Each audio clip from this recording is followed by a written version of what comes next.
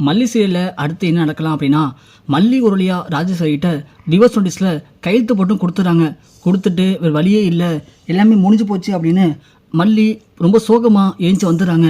இங்கே விஜயும் மல்லி வரலன்னு சொல்லிட்டு ஒரு வழியாக வெண்பாவை சமாதானப்படுத்தி பேரண்ட்ஸ் மீட்டிங்லாம் முடிச்சுட்டு அவரும் வீட்டுக்கு வந்துடுறாரு. வந்ததுக்கு அப்புறமா நம்ம அண்ணன் பொண்ணு என்ன பண்ணுறாங்கன்னா, மல்லி ஃபோனில் ராஜேஸ்வரி கால் பண்ணால அதை சும்மா விடக்கூடாது, அவன் மல்லி எதாவது சொல்லி மிரட்டினாலும் மிரட்டுவா, 2 நாளாக மல்லி வர வீட்டில் கொஞ்சம் சரியில்லை அப்படின்னு அண்ணன் பொண்ணி ராஜேஸ்வரியை பார்க்கறதுக்கு நேராக அவங்க வீட்டுக்கும் போவாங்க. இங்கே மல்லி போன கொஞ்ச நேரத்தில் அண்ணன் பொண்ணு வந்து பார்த்து ரஞ்சி போயிட்டு, ராஜிமா அந்த அண்ணன் பொண்ணு வந்திருக்கா, எதுக்கு வந்திருக்கான்னு தெரியல, நீங்கள் உடனே கீழே வந்து பாருங்களேன் அப்படின்னு ராஜேஸ்வரியை கூப்பிடுவாங்க. ராஜேஸ்வரி கீழே வந்து பார்த்தா அண்ணன் பொண்ணி உட்காந்துருப்பாங்க. அண்ணன் பொண்ணி நீ எதுக்கு இப்போ இங்கே வந்த அப்படின்னு ராஜு கேட்பா. எதுக்கு வந்தனா, நீ எதுக்கு என் பொண்ணு மல்லிக்கு கால் பண்ண அப்படின்னு அண்ணன் பொண்ணு கேட்பாங்க. என்ன, நான் உன் பொண்ணு மல்லிக்கு கால் பண்ணானா, அதெல்லாம் ஒன்று பண்ணவே இல்லை, இன்னும் உனக்கு நான் லூஸா கிளம்புதல அப்படின்னு ராஜி சொல்லுவாங்க. என்ன பண்ணுவனே, இங்கே போய் ராஜி, நீ இன்னைக்கு காலையில் என் பொண்ணு மல்லிக்கு ஃபோன் பண்ணதை நானே பார்த்தேன், அதான் நீ எதுக்கு பண்ண ஏன் பண்ண அப்படின்னு தெரிஞ்சுட்டு போனான்னு வந்தேன். உண்மையை சொல்லு, எதுக்கு நீ மல்லிக்கு ஃபோன் பண்ண, நீ எந்த ஒரு காரணமும் இல்லாமல் எதுவும் பண்ண மாட்டேன்னு எனக்கு நல்லாவே தெரியும், சொல்லு ராஜி. இங்கே பாரு, நான் தான் பல்லன்னு சொல்கிறேன்ல, அப்போ எதுக்கு சும்மா என்கிட்ட பிரச்சனை பண்ணிட்டு இருக்க, நீ பண்ண சும்மா என்கிட்ட நடிக்காத, அப்படி பண்ண அப்படின்னா உன் பொண்ணுகிட்டே போய் கேளு, நான் எதுக்கு அவளுக்கு ஃபோன் பண்ணேன் எதுக்காக பண்ணேன்னு சொல்லி அவளை போய் கேட்டு தெரிஞ்சுக்கோ, என்கிட்ட வந்து எதுக்கு பேசிட்டு இருக்க அப்படின்னு ராஜி சொல்லுவாங்க. உன்னை அண்ணன் பொண்ணியும், இங்கேப்பா ராஜி, நான் திரும்ப உன்ட்ட வான் பண்ணுறேன், நீ மட்டும் ஏதாவது மல்லிக்கிட்ட பிரச்சனை பண்ணு தெரிஞ்சு வச்சுக்கேன், நான் சும்மா இருக்க மாட்டேன், அப்புறம் நான் ஒன்றும் மல்லி மாதிரி அமைதியாக போகிற பொண்ணு கிடையாது, அதை மட்டும் புரிஞ்சுக்கோ. இங்கே பாரு அண்ணன் பொண்ணி, நான் திரும்ப சொல்கிறேன், எனக்கும் மல்லிக்கு சம்மந்தமே இல்லை, ஒழுங்கு இங்கே இடத்த காலி பண்ணுற வழியை பாரு, இல்லைனா தேவையில்லாமல் நீங்கள் பிரச்சனை பண்ணுறேன்னு சொல்லி போலீஸை வர சொல்லி உன்னை தூக்கி உள்ளே போட்டுருவேன் அப்படின்னு ராஜி சொல்கிறாங்க. சரிதான் போடி, உன் வீட்டிலேருந்து பிரச்சனை பண்ணு எனக்கு அவசியமா என்ன, நீயே இந்த வீட்டை ஏமாற்றி தான் வாங்கியிருக்க, அப்படி இருக்கும்போது நீ என்கிட்ட இவ்வளோ பேச்சு சரியா, உன்னை அண்ணன் பொண்ணியும் சரிதான் போடி அப்படின்னு அங்கேருந்து கிளம்பிடுவாங்க. அண்ணன் பொண்ணி நேராக வீட்டுக்கு வருவாங்க. வீட்டுக்கு வந்து பார்த்தா நம்ம விஜய் வீட்டில் உட்காந்துருப்பாரு. என்னம்மா அப்படி இங்கே உட்காந்துருக்கீங்க, மல்லி எங்கே, மீட்டிங்காக அப்படியே போணுச்சு அப்படின்னு கேட்க, மீட்டிங் அப்படியே போணுச்சாத்த, மல்லி உங்க கூட வரலையா அப்படின்னு கேட்க, ஏன் கூடயா வரல தம்பி, இல்லத்த உங்கள் கூட கோயிலுக்கு வந்திருப்பான்னு நினச்சேன்.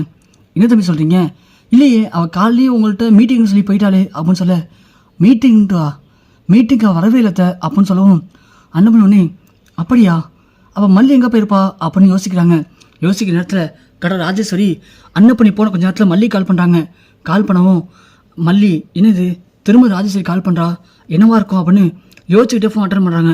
அட்டன் பண்ணோடனே, மல்லி என்ன திமிரா உனக்கு, நான் உங்ககிட்ட என்ன சொன்னேன், இந்த விஷயத்தை பற்றி நீ யார்கிட்ட சொல்லணும்னு சொன்னா இல்லையா, நீ போன கொஞ்ச நேரத்தில் உன் பெரியம்மா அமைச்சு என்ன பிரச்சனை பண்ணுறியா, இங்கே பாரு மல்லி திரும்ப சொல்கிறேன், உனக்கு விருப்பம் தான் சைன் போடு, இல்லையா நீ பாட்டுக்கு போயிட்டே இரு, என்னால் என்ன பண்ண முடியும் நான் பண்ணிக்கிறேன், அதை விட்டுட்டு சும்மா இந்த அண்ணன் பண்ணிட்டு சொல்லி அனுப்பிச்சுடுறது, அடுத்த விஜய்கிட்ட சொல்லி அனுப்புறது அப்படின்னு தேவையில்லாமல் என்னை சீண்டி பார்க்கணும்னு நினச்சேன்னு வச்சுக்கேன், அப்போ இந்த ராஜேஸ்வரி நீ வேறு மாதிரி பார்ப்ப அப்படின்னு ராஜி சொல்கிறாங்க.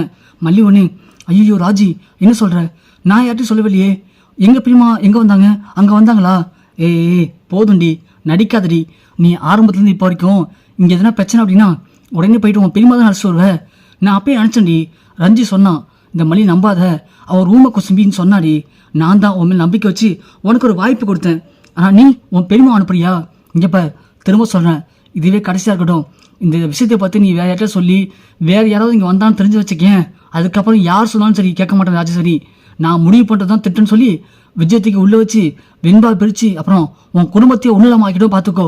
ராஜி ப்ளீஸ் ராஜி, சத்தியமாக சொல்கிறேன், நான் அந்த கடவுள் சத்தியமாக சொல்கிறேன், நான் இதை பற்றி யார்ட்டையும் சொல்லவே இல்லை, காலையில் நீ ஃபோன் பண்ணும்போது எங்கள் பெரியமா அதை பார்த்துட்டாங்க, அதனால சந்தேகப்பட்டு அங்கே வந்திருப்பான்னு தவிர மற்றபடி நான் அவங்கள்ட்ட எதுவும் சொல்லலை, ப்ளீஸ் ராஜி அப்படின்னு சொல்லி அழுகிறாங்க. மல்லி இங்கே பாரு, சும்மா அந்த அழுது சீன் பாவலையை வச்சுக்காத, ஒழுங்காயிரு அப்படின்னு சொல்லி ராஜி ஃபோன் வச்சிடறாங்க.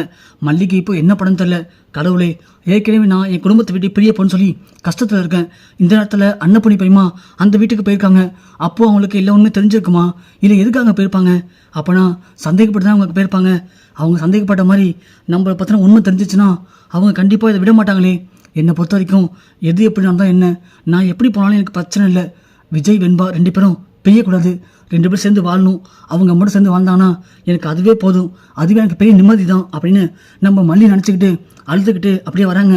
வர மல்லிக்கு வீட்டு போகிறதுக்கு மனசே இல்லை, ஏன்னா வீட்டுக்கு போனால் கண்டிப்பாக விஜய் பெரியம்மா எல்லாம் கேட்பாங்க, இவ்வளோ எங்கே பிறந்த என்னாச்சுன்னு கேட்பாங்க. அதோட எனக்கு என்னாச்சுன்னு ஏற்கனவே விஜய் கேட்டுட்டே இருக்காரு. அவங்களுக்கு என்னால் பதில் சொல்லவே முடியல. அவங்கள்ட்ட மூஞ்ச காட்டும் போதும் அவர்கிட்ட ரொம்ப கோபமாக பேசும்போதும் மனசு கஷ்டமாக இருக்குது, மனசு வலிக்குது. ஆனால் வலி இல்லையே, நான் செஞ்சு தானே ஆகணும், என்னை மன்னிச்சிருங்க விஜய், எல்லாமே உங்க நல்லதுக்காக தான் பண்ணுறேன் அப்படின்னு மல்லி நினச்சிக்கிட்டு அப்படியே அழுதுகிட்டே வீட்டுக்கும் வராங்க.